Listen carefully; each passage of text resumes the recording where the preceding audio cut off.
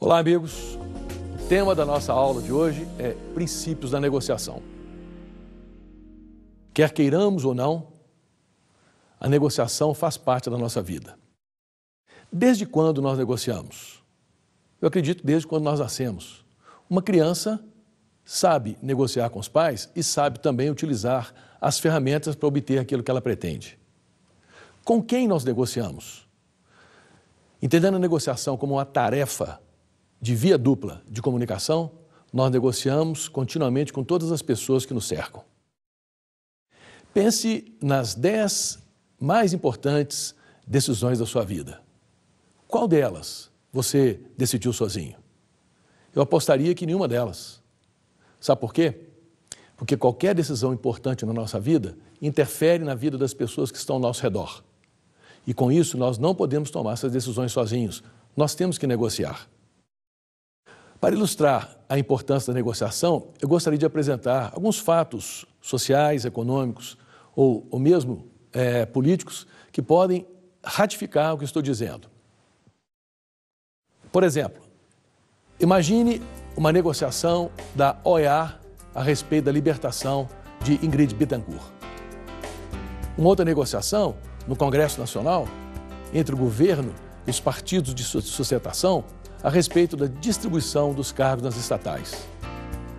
Um outro exemplo, a negociação entre a Companhia Vale Rio Doce e a mineradora europeia Xstrata, que infelizmente não chegou a lugar nenhum, mas foi uma negociação muito difícil.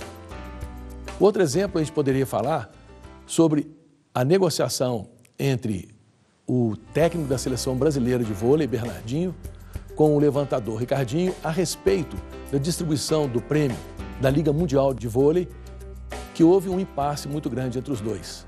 Então, questões como essa mostram a importância da negociação para as pessoas.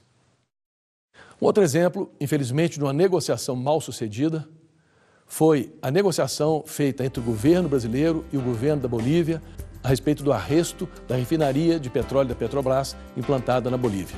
Vamos ver o quadro Negociação na Prática.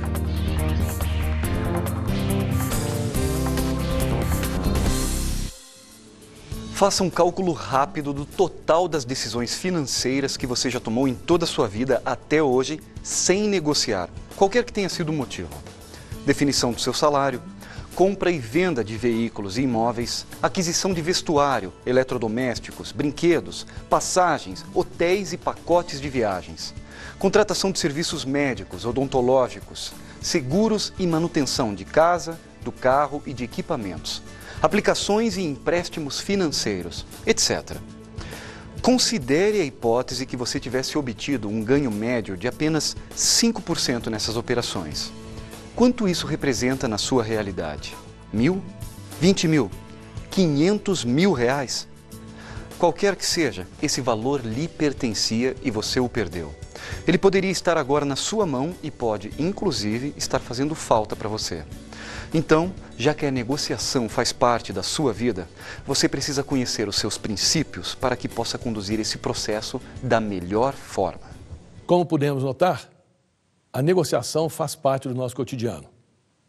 Ela está presente em todos os campos da nossa vida. Por exemplo, um cônjuge negocia com o outro qual vai ser o programa da noite, se vão ao teatro, se vão ao cinema ou se vão ao aniversário do vizinho. A gente negocia, os pais negociam com os filhos a respeito da mesada, ou se vão comprar ou não aquele som que o filho tanto deseja. Nós negociamos com nós mesmos a respeito do itinerário que a gente vai utilizar para ir ao serviço. E lá, no nosso trabalho, a gente negocia com o chefe, com os colegas, com os clientes, fornecedores. Então, a negociação, ela faz parte do nosso cotidiano. Mas, infelizmente, muitas vezes a gente conduz o processo da negociação de forma inadequada. E essa condução, muitas vezes, nos leva a resultados que a gente não esperava. Alguns exemplos como: eu preciso desse relacionamento, por isso tenho de ser agradável. Isso significa fazer concessões indevidas, ceder, amaciar. Você sabe quais são as consequências?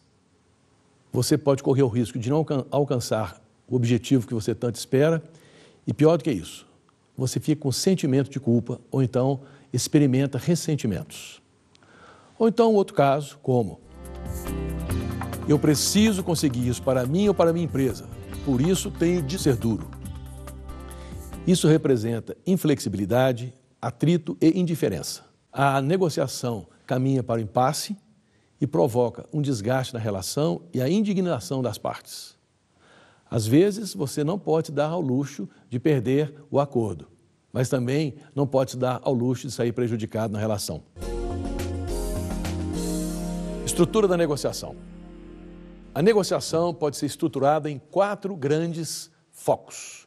O primeiro deles diz respeito aos princípios e aos entraves da negociação, que permeiam durante todo o processo. O segundo foco diz respeito ao relacionamento entre as pessoas, porque diz como deve ser a abordagem adequada ao outro negociador e, mais do que isso, como que a gente pode construir as relações harmoniosas entre as pessoas. O terceiro foco diz respeito ao campo de forças da negociação, talvez a parte mais dura, porque diz respeito a sistemas de poder, das estratégias e táticas. E por último, o grande foco diz respeito à preparação da negociação, ou seja, qual é o investimento de tempo que vamos ter que fazer no planejamento da negociação, buscando o resultado de um acordo de forma mais consciente. Conceitos de negociação. Certa vez eu li uma declaração atribuída ao ex-ministro Delfim Neto. Onde existe vida, existe competição. De fato, analisando a declaração do ex-ministro Delfim Neto, parece que ela tem fundamento. Porque fazendo uma comparação entre a gênese animal dos seres humanos com, de fato, o que acontece com os animais, nós podemos perceber que os animais são competitivos. Os animais competem pelo alimento, pelo espaço, o macho luta pela fêmea, mas uma coisa o animal não faz. O animal não negocia. A capacidade de negociação é uma prerrogativa exclusiva do ser humano. Aliás, uma prova inequívoca de maturidade, pois a outra forma, o outro caminho que nós temos para solucionar os nossos conflitos, através da força bruta, está longe de atestar qualquer tipo de inteligência. A negociação é um processo através do qual as pessoas, com o objetivo de alcançar um relacionamento duradouro, elas se deslocam das posições originais para fazer com que a outra pessoa perceba que foi beneficiada, que alcançou os objetivos e, mais do que isso, que foi respeitada durante o processo. As negociações ainda podem ser caracterizadas por distributivas ou integrativas. As negociações distributivas normalmente incluem um único item e, por isso, elas são caracterizadas por um processo de competição. E como uma torta fixa, quando um ganha, obrigatoriamente o outro perde. Já as negociações integrativas, elas envolvem várias opções de importâncias diferentes para as partes e essa negociação é caracterizada pela cooperação. E todos podem ganhar, às vezes não as mesmas quantidades, mas ela caracteriza uma solução melhor para as partes. Eu poderia ilustrar as duas negociações com 2 casos, 2 relatos. Vamos imaginar que 2 pessoas se encontram, cada uma com um pão. Se ao se despedirem, uma tiver mais de um pão, a outra tem menos de um pão, obrigatoriamente. Esse é um exemplo de uma negociação distributiva. Um ganha e o outro perde. Já a negociação integrativa tem um outro enfoque. Por exemplo, vamos imaginar que 2 pessoas se encontram, cada uma com uma ideia. Ao se despedirem, elas retornam cada uma com 2 ideias, com a própria e com a ideia da outra pessoa. Esse é um exemplo de uma negociação integrativa. Os 2 ganham. Veja o círculo. Vamos imaginar que ele represente uma torta. No caso da negociação distributiva, é como se fosse uma torta de tamanho fixo. Porque se um dos negociadores tiver um pedaço e quiser aumentar a sua parte, com certeza o outro perderá. É uma típica negociação de perde-ganha. Agora, vamos imaginar uma negociação integrativa. Como é que ela poderia ser exemplificada com a torta? Naturalmente, a gente poderia expandir a torta e cada um dos negociadores com o mesmo percentual ficaria com a parte maior, porque a torta está expandida. Essa é a característica da negociação integrativa, porque todos ganham. Situação similar eu poderia apresentar com o caso verdadeiro no Brasil, o das companhias aéreas. Enquanto todas estavam competindo pelos mesmos passageiros, uma tentando destruir a outra com promoções de preço, elas entraram num prejuízo enorme. Mas a partir do momento que elas se juntaram e começaram a aumentar o mercado, todas passaram a ganhar dinheiro. Então, no princípio, elas estavam num processo de negociação distributiva. Para uma ganhar, tinha que destruir a outra. Depois, elas se juntaram numa forma que a gente chama de negociação integrativa, onde todos ganham. Resultados de negociação. A negociação oferece 4 opções de resultados para 2 pessoas, 2 grupos que negociam. Ou os 2 ganham, ou os 2 perdem, ou um ganha e o outro perde, ou vice-versa. Resultado ganha-ganha. O resultado ganha-ganha, embora difícil de ser alcançado, representa o resultado mais adequado na negociação, pois compreende um resultado onde todos têm a percepção que conseguiram alcançar os seus objetivos, as suas metas. E ele, o resultado ganha-ganha, o mérito dele é que ele se baseia na colaboração. Eis alguns exemplos: projetos de aliança, consolidação de parcerias, empreendimentos com sinergia e relacionamentos duradouros. Para sua reflexão, as pessoas sempre se preocupam no resultado ganha-ganha nas negociações? Resultado perde-perde. As negociações com resultado perde-perde se baseiam na competição. Em geral, as pessoas não têm interesse, não têm intenção de concluir o acordo e muitas vezes ela caminha para o impasse. Os motivos são os mais variados possíveis. Por exemplo, ego, emoção, sentimento, crenças, valores. Todo esse arsenal emocional impede a negociação.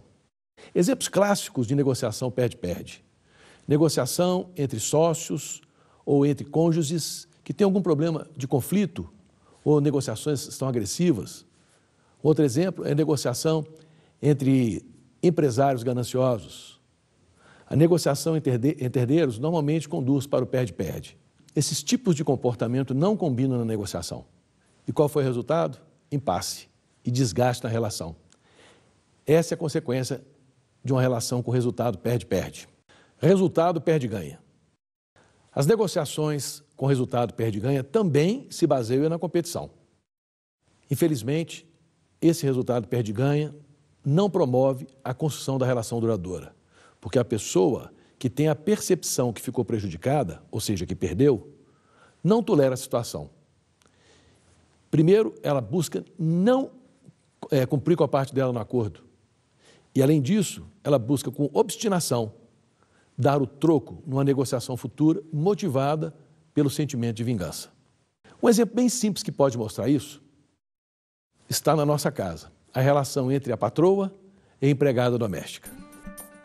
Contrariando o cardápio que a própria cozinheira já havia decidido fazer, carne assada, arroz de forno e maionese, e com isso evitar os odores da fritura em seus cabelos já lavados e limpos, a patroa exige que ela faça um peixe frito. A patroa ganhou e a cozinheira perdeu. Como sairá esse peixe frito? Já sabemos. A cozinheira sabe que ficará com os cabelos engordurados e, por isso, tenta vingar sua impotência perante a patroa, fazendo um peixe que a outra detestará. O resultado desse comportamento? Perde-perde. Vamos ver agora o quadro Negociação na Prática.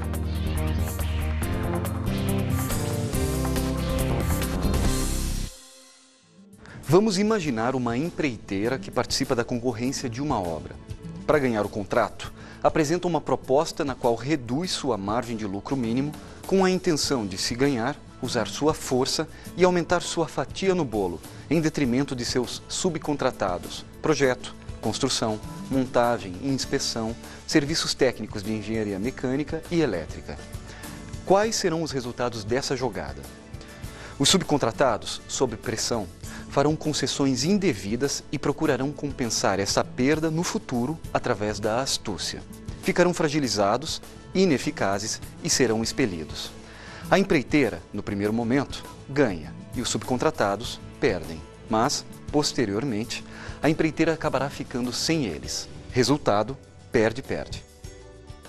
O que nós vimos nesse quadro? Negociação na prática.